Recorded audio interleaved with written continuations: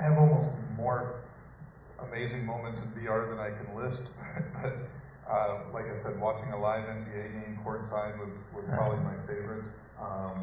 Some of the documentaries, like I said, were very powerful, very immersive. I really loved that. And some of the short films, there's a horror one that's one of my favorites as well. And then, like I said, the content that we're making ourselves, that it's fun. That recently we shot at the Florida State Fair and just made a compilation of it just for the fun of it. And it's neat to put it on and relive it. You can even ride down the slide there and all the stuff and ride the sky ride and the Ferris wheel and the whole thing. So it's a lot of fun. And we also just recently shot a behind the scenes tour of the Google Data Center and one of the Google Data Centers, and that's going live in 2 weeks. But it's an interesting, cool way to experience this that most people can't normally get that tour. Yeah, totally. So I'm curious, are most of your clients, for both of you, here in Tampa, in Florida, all over the world? What's the scene like here? All over the world. I mean, we wish we had more progressive virtual reality projects in Tampa Bay, and we're finding some fits here and there, and we're making it work. But the bigger, more exciting projects often come outside of Tampa, though. I'd have to echo that entirely. Most of our work is global, especially when you get more to the cutting edge. Tampa's not known for gaming or for film, as recent events have shown. Orlando's doing a lot more in this space, but most of our clients are in Europe or South America and other places.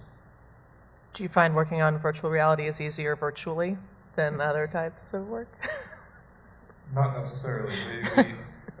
Almost all of our work has always been virtual.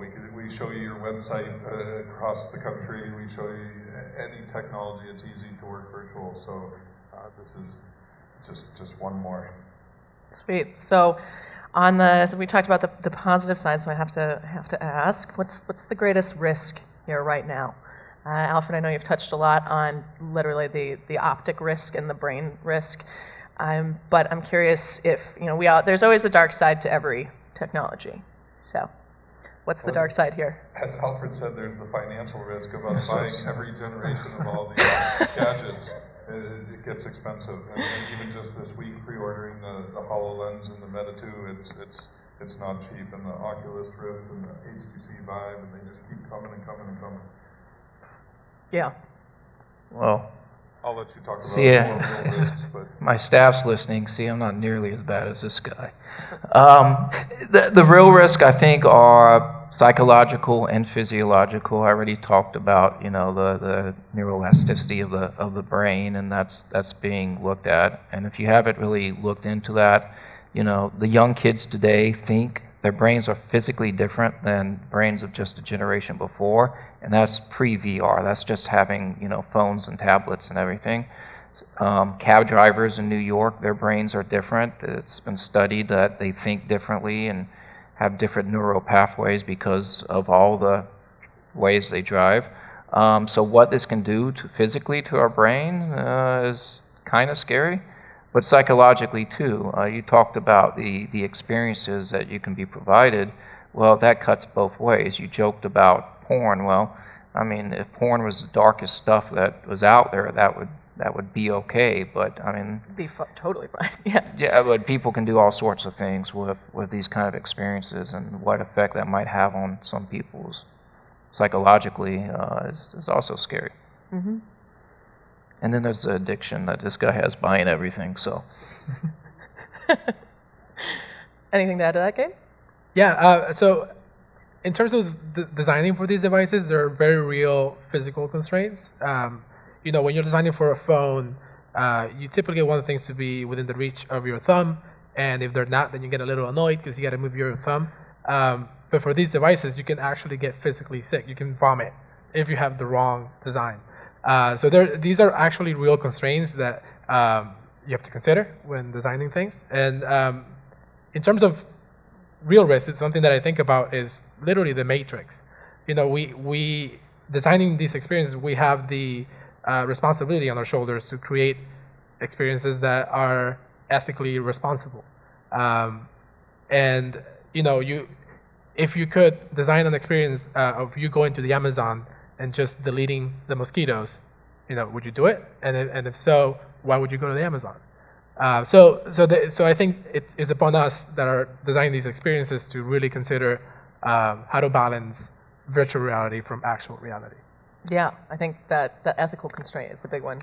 Sean? Yeah. And Dave mentioned motion sickness and vomiting, and we do share our virtual reality experiences with people all the time. We probably did hundreds and hundreds of demos, and it is interesting that out of 10 people, I'd say every 1 or 2 just do not feel comfortable. And I haven't had anybody vomit while they're doing it, but they usually just take it off really quickly. Some people have only lasted maybe 1-2 seconds, and they just take it off and they can't do this. So it is, some people just instantly don't feel comfortable, and luckily I'm one of the ones that can stay there. You're going to be demoing some headsets at the Bad Monkey later, so mixing that for alcohol, you might get to finally see somebody throw up. We've not had anyone throw up either. We have had a lot of people rip them off, and even I get disoriented with them. You're not supposed to really stand up, yet you see that the more immersive experiences do require you to move around. Just watching your video, I felt a little queasy. They're rated. If you look at the virtual reality apps, they have ratings comfortable for some. I think I saw one comfortable for few. I'm like, wow, that's like an NC-17. Got to try that one. Didn't last long on that. That's deep VR right there instead exactly. of deep web. So, yeah, but they're supposedly working on that, Oculus and the big manufacturers. And that's what I was alluding to earlier, is that there's some concern that while Sony and Amazon and Intel and the big names will spend time trying to solve that problem, up-and-coming company that wants to get something cool out quick may not spend the time and put something out a little more dangerous. And there's warnings. Don't drive after using it if you feel dizzy. I mean, it's almost like alcohol. You've got to be careful. Luckily, one of the latest peripherals that comes with the Oculus is the bib. So if you throw up, you can't just... Oh my God. That would be awesome. So as our final kind of closing note and what you were all just talking about, obviously all of us are too old to have been doing VR the whole time. So how are the design constraints different? What is the biggest, aside from the physiological effects that can occur, what do you start at when you're on the drawing board that's way different from what you did with other stuff? Gabe, since that's your wheelhouse. Yeah. So designing for VR, it's a whole different process. So typically when you're designing for 2D surfaces, you start on a sketch pad, you transfer that to a computer, something like Photoshop, and then if you really want to go the extra mile and sell the experience, then you prototype it into an interactive prototype. And VR, there really is no 2D representation, so you go from sketching immediately into prototyping. So you do a lot of the layout work in a prototyping tool in VR. So that has changed my process entirely. It's new tools and new way of thinking, literally new way of sketching. You have to sketch in an isometric view so that you can consider all angles. So it's really a step forward in a different medium and thinking of UI and kind of interactions instead of like you looking at something, you being somewhere, and really designing environments for you to interact with. Mm-hmm. Beyond just interactions, there's also the point of view of the wearer. You have control over what they initially see, but you also need to be aware of what you want to place behind them or to the side, and that brings a whole new dimension to if you're making a video or a game where you're going to place assets.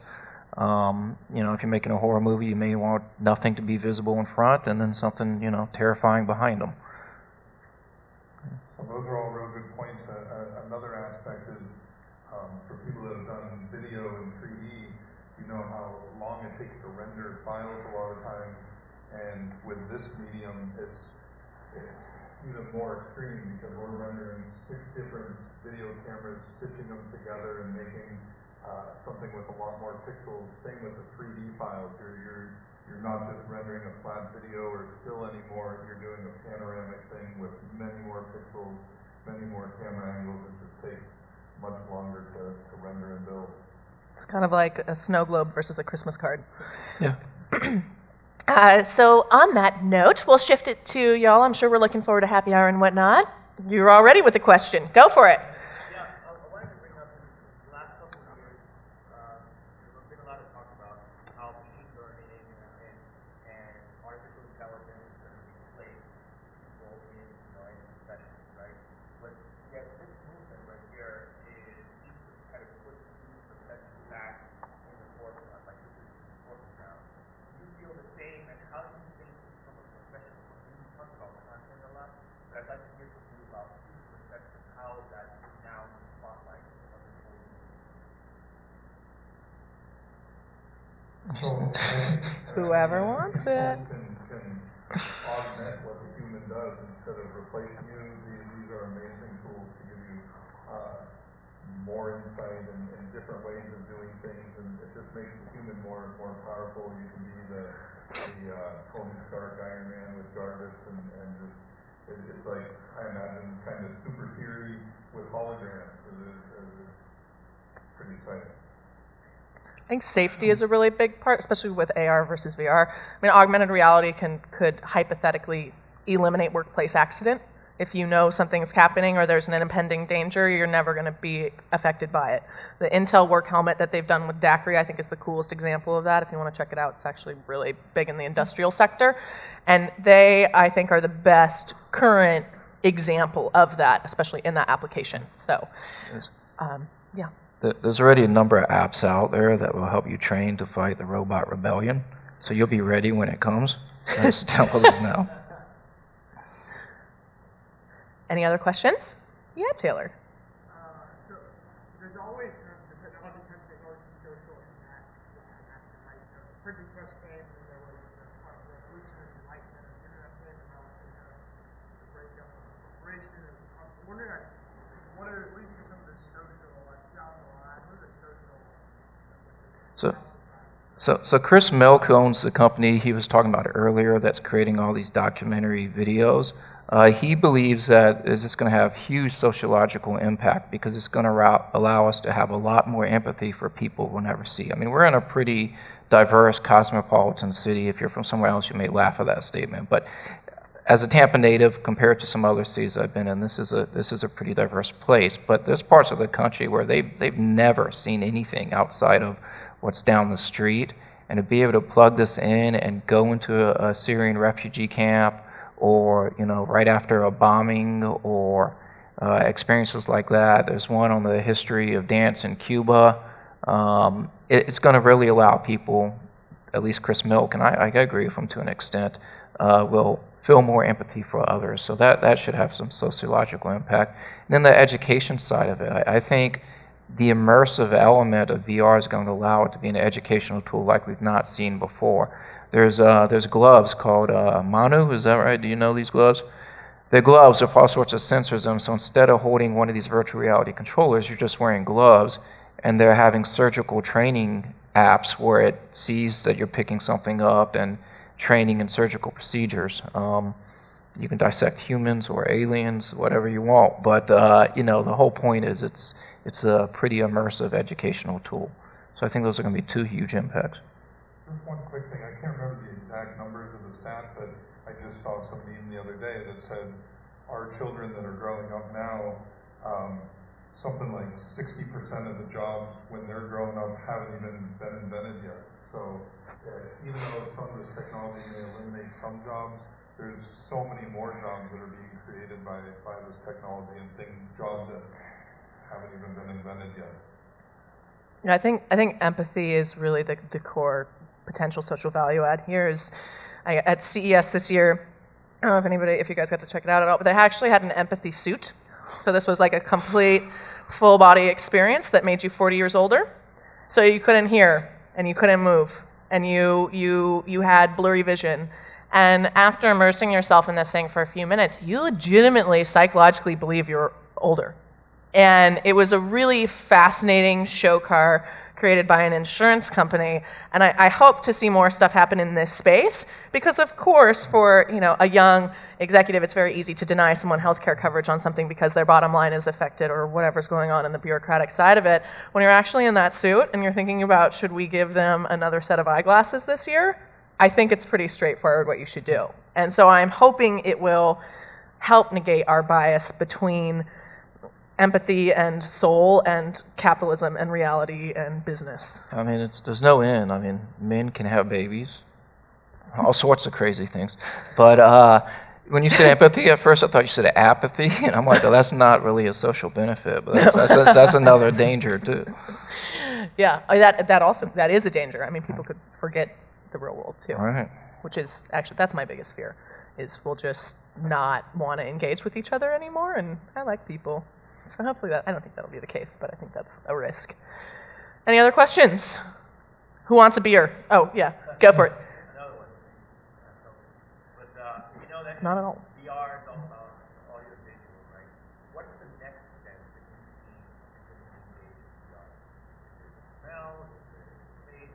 What do you think is the next I believe it's touch because it's probably the easiest one to implement through existing hardware, vibrations and whatnot. I mean, taste and smell that would kind of scare me. I don't know if I'd adopt that technology, so I'll go with touch. Yeah, I think in order is sight, sound, touch, and maybe smell, and then it's really hard to imagine taste. So I think that's the order.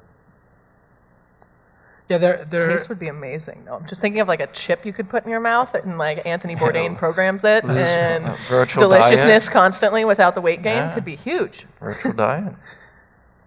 If anyone wants to start that company after this, I'm into it. Sven?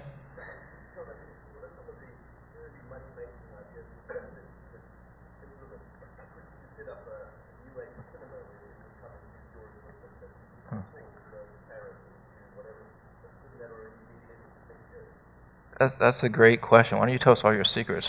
Right. That's what I was thinking. You want to know all my ideas, but yes. Tell me your secrets. That is a thing. Like I said, you could have a business bringing these to the hospitals, the elderly, or other people. But there's so many other business things. I mean, some easy ones like I said, tours, college tours, business tours, other things like that. Education, training. Those are the easy ones to say in gaming. We're both already doing stuff for architectural renderings, creating virtual walkthroughs of properties that haven't been built yet. Tourism, there's a lot of cruise ships that you can actually check out the ship before you get on it. I mean, it's really application and platform again. Most of the opportunity is there. What's after that? Who knows? Well, if you have any other questions, let's talk about those over pints. I'm going to let Vinny close us out, but first, thank you, Sean, Alfred, and Gabe, so much. Fabulous insights from you all. And thank you all for listening.